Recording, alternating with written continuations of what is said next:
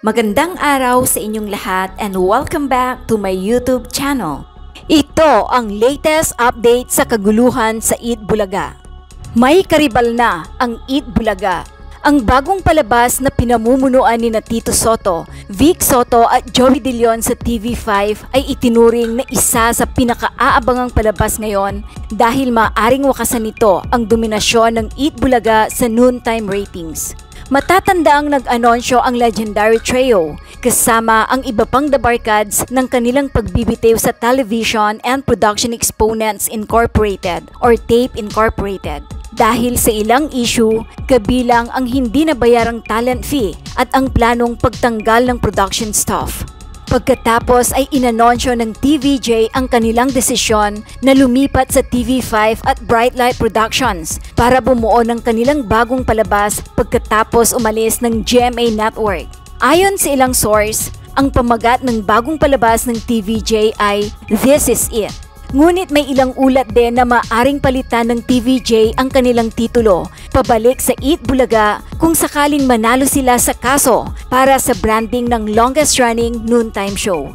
Inaasahang lalabas sa bagong show sina Pauline Luna, Paulo Ballesteros, Jose Manalo, Maine Mendoza, Raisa May Dizon, Wally Bayola, Ryan Agoncillo at Alan Kay nang magdesisyon silang umalis sa tape sa TVJ.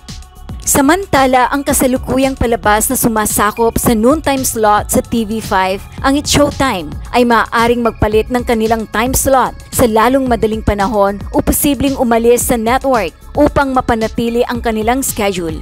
Nangako rin ang mga executive ng TAPE Incorporated na panoorin ang bagong palabas ng TVJ. Narito ang buong usapan ni Christopher Min, Romel Chica at Wendell Alvarez na mapapanood din sa kanilang programang Showbiz Now Na! Tito Vic and Joey Dabarkads, dami nagtatanong, bakit ngayon lang daw nila nalaman na mga halosos pala ang nagpapatakbo at ang producers ng TAPE Incorporated.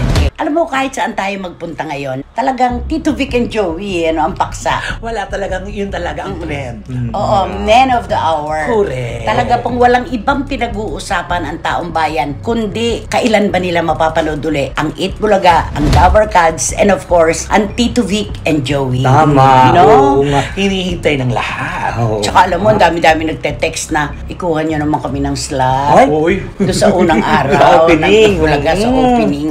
Kasi ang alam ko, matindihan talaga itong opening na ito. Ay, oo naman. Bit-bit na sana nila ang titulo ng programa. Ayun lang. Ang abang-abang. Kasi, di ba ang IPO, hinihintay pa natin yung resulta kung kanino talaga, kung sino talaga makaangkin ng titulong Eat Bulaga. Alam mo, naging maganda yung paksa niyon kasi alam mo lahat ng mga din ng mga trial lawyer. Yan ang paksa nila ngayon. Parang naging magandang opinion Saka parang nakakaisa sila. Parang ganon. At saka ang ganda nga nung sinasabi nila, honesty lang talaga ang kailangan, di ba? Pero sabi naman ni Henyo, Joey De Leon na bit-bit man o hindi, tuloy pa rin. Tuloy. Ang tuwa at saya. Yun naman po ang pinakamahalaga. Tito Vic and Joey Dabarkads, kahit ano pa po ang kanilang dadaling titulo sa kanilang programa sa TV5, tuloy-tuloy pa rin ang kaligayahan. Pero ang dami nagtatanong, bakit ngayon lang daw nila nalaman na mga halosos pala ang nagpapatakbo at ang producers ng TAPE Incorporated? Ano sa palagay mo? Ikaw ba nagulat na sila pala?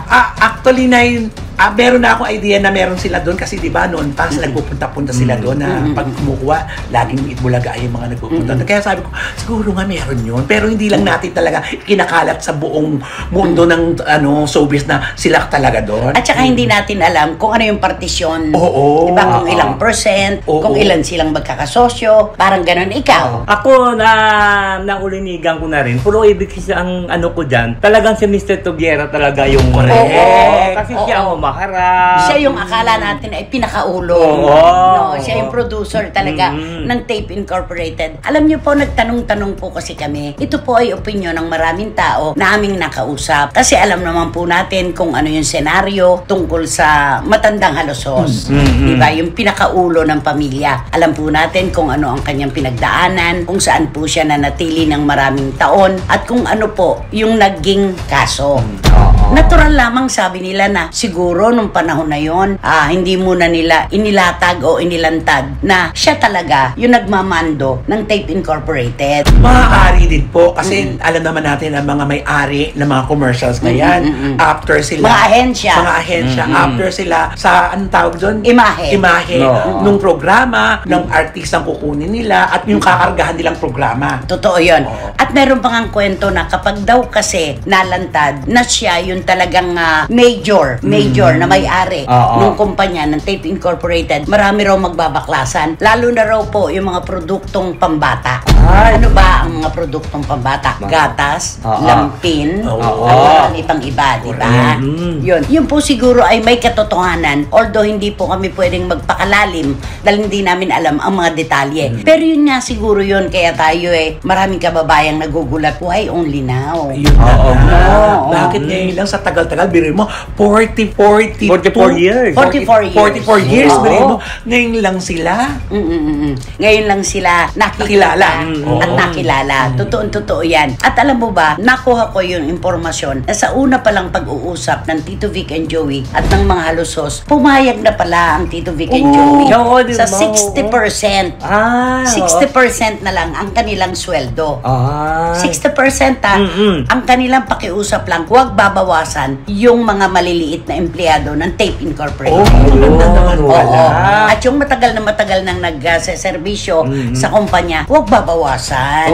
Dahil ang dami-dami naman na nilang taon na ginugol sa pagseserbisyo. Nagsalita pa nga raw si Joey sabi raw, paabutin nyo lang kami ng 50 years tapos sipain nyo na kami, okay lang sa amin. Ang sakit nun, di ba? Pero nakahanda sila Pero pagkatapos po ng pag-uusap na yun, pati yung mga ayaw at gusto ng mga halusos na babaguhin, biglang nagpa-interview si Mayor Bulet. Doon nagsimula ang lahat. Doon, nagkabaligtaran. Parang nagkabaligtaran. At saka ito, pwedeng i-deny ito ni Mayor Bulet. Pwede rin naman niyang panindigan. Pero sabi nga natin, kapag nasusukol na, dalawa lang pamimilian. Diba? It's either panindigan or i-deny. I-deny niya. Pero tingin ko hindi yan ma-i-deny yun Dahil maraming nakarinig. Yes, Nagkaroon pala ng isang, nakakatawa to. Matatawa kayo talaga. Nagkaroon pala siya ng ideya na yung one for all Kailan po show niyo sa TV5? Wala pa naman pong exact date. Pero I think next month na po. Yes, abangan niyo na lang po kami sa TV5. Night Rider. Nakaka-artista naman palang arrive. Ay, di ano yun? Siya rin pala yung nagpapahanap ng ka-love team. So, mag-aartista siya. Parang ganon. Ano ba yun? Kaya merong mga elemento o may mga segments doon sa Itbulaga na pinatatanggal, papalitan ng panibago. Okay. Kaya pala Nakakaloka, yung pala yung sinasabing may mga bagong segment at tatanggaling luma kasi meron palang pinapasok na para sa kanya. At meron pa raw na nakakaantok, may mga ganon, nakakasawa. Pinoy Henyo ba? Ikaw aantukin? Di ba kapag umaandar ang Pinoy Henyo sa Itbulaga, nakikihula ka rin kahit alam mo na yung sagot ng Nakaka-excite. At saka yung bawal judgmental, masyadong may suntok sa puso yun. Lalo na kapag mga OFW sa iba't ibang dako ng buong mundo ang nandoon bilang contestant. At saka kwento ng buhay, totoong kwento ng buhay yun At saka alam mo yung panahon na yung ng COVID nga, yung COVID year na yun. Tingnan mo yung mga inaimbitan nila, mga medtech, yung mga frontliner may connection. May connection sa pandemya. Diba? At saka maganda, malalaman mo ang buhay ng Amerika, ng Canada, Asian countries. Ganito pala ang dinaranas ng ating mga kababayan. Diba? Kaya ganun. Ang dami-dami po pala nilang ipinasok na ideya na kailangang gawin ng Itbulaga na hindi nagustuhan ng Tito Vic and Joey at ng mga Dabar Cats. Ay, syempre naman. Bakit naman? O syempre, ikaw kung bilang isang artista na ikaw yung gumagawa, alam mo kung paano yun ikaw nakakaramdam na, ay, hindi kakagatin to kasi. Ay, ako mismo, may pandama ka. Diba? Ako mismo, hindi ko makagat, hindi ko iba pa kaya. Ramdam mo yun kung kakagatin o hindi. At uulitin po natin, nung last episode po, binanggit na namin yung mga tatanggalin. Si Paolo Ballesteros, si Ryan Agoncillo, si Riza May, at sino pa yung isa? Si May. Si Maine Mendoza. Si Maine Mendoza. Dahil ang balita nga. Papalitan ni Soraya. Oo. Di ba? Kasi si Soraya daw ang dadabmas yung Dabas. Uy, kinukumusta ka ni Soraya? Ay. Sabi niya, maganda naman daw siya. Naku, sumali muna siya sa beauty contest mo. Ay, talagang, nakita mo na ba siya ng personal? Hindi pa, pero alam mo, may nakausap ako kanina. Ay, Oh. nakabisikleta. Dumaan dun sa bahay. Wendell. Akala ko kung ano. Oh. Gusto paglabas ko, "Hay, sabihin mo yan ha, kay Soraya, pangit pala siya." Sabi mo ba? Nakita yan doon sa picture. Oo, nakita yan kasi sabi niya ngayon ko lang nakita sa YouTube na ganun palang itsura niya, hindi pala sa maganda. Pero alam mo, kahit kailan, yung itsura ng tao, may kaangkinan. Ay, oo. Hindi natin dapat pinepersonal, Oo. di ba? Maaring hindi maganda sa'yo, maaring maganda sa iba. Oo. Subjective, di ka nga. In the eyes of the beholder. Correct. Di ba? At saka ano po, yung talento po pwede natin na medyo pitikin. Yung talento pwede nating sabihin kung kulang o sobra. Pero yung itsura po, iginagalang po natin yan. Correct. Ano nga ang sabi ng iba? She has the face that only her mother can love. Yeah. Ang itsura po ng tao, ano man siya, dapat nire-respeto natin. Yun ang binigay ng Diyos sa kanya. Totoo. Diba? Kaya Tama. dapat walang personalan. Oo, wala Diba? talaga. Anong sinagot mo doon sa nakabike? Ay, sabi ko wala tayong magawa kung ganun itsura niya. Ay, talaga judgment. Alam mo, grabe ka rin. Kala ko na sa... Narinig mo yung putok ng Bulkang Wendell? Grabe. O, yun. Paano kasi ang issue ng Itbulaga, parang bulkan na biglang na sumabog ng ganun Oo. Wala tayong kamalay-malay. Idagdag na lang natin ang panalangin natin na magkaayos ito at makuha nila yung kanilang gustong makuha sa tape. Yun na nga. At sana, bit-bit po ng Itbulaga, ng Tito Vic and Joey at ng Dabarkads talaga, yung titulo na kanila naman talaga na minahal at niyakap natin. Ano? Correct. Naku, bonggang-bongga Pero sabi nga ang opening nito. Sabi nga daw na isang lawyer na narinig ko sa vlogger, pwede daw gamitin ng Tito Vic and Joey hanggat wala pa daw decision Lumalabas. yung IPO. Okay. Kasi sabi niya, mula pa daw 1981 nata, di ba? Inano na yan ni Mr. Joey De Leon. Sabi niya, kanya na yon. Kaya sabi niya, may karapatan sa doon. At sabi niya, itong mga halosos, nag-register sila for merchandise. Sabi niya, pwede gamitan ng Tito Vic and Joey, wag lang silang gumawa ng damit, ng tasa. Mga tasa. Pero alam mo, yung intellectual honesty, napakahalaga po nun. Wag na po yung intellectual property. Yung intellectual honesty. Sa kanilang mga puso, alam nila kung ano ang totoo. Diba? Nung kasasama ang loob mo sa matagal na pagsasama niyo. Paano lang ipaubaya mo na alam naman nating lahat Diba? na sa amin nagmula. Ibigay nyo na, ipaubaya nyo na ang karapat-dapat at sa kung sino ang karapat-dapat. Ganun lang naman yun. Pero alam mo, kahit saan tayo makarating, kay Itbulaga ang maging titulo na ng bagong programa na sa TV5, kay This Is It, Correct. kay kung ano mang It. Basta Tito Vic and Joey, doon ang ating mga Ay, kababayan. siyempre naman.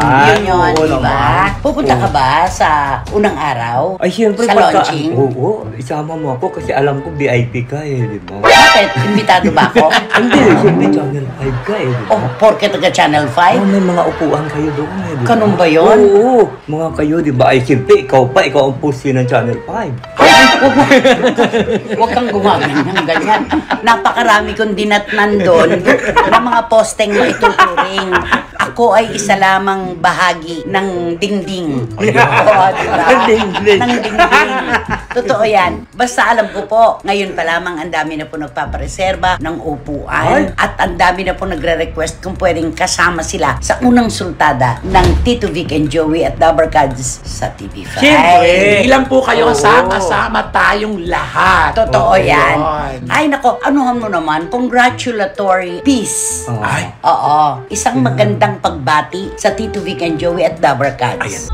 Mag-subscribe at i-click ang notification bell para sa mga susunod na video updates. Maraming salamat po.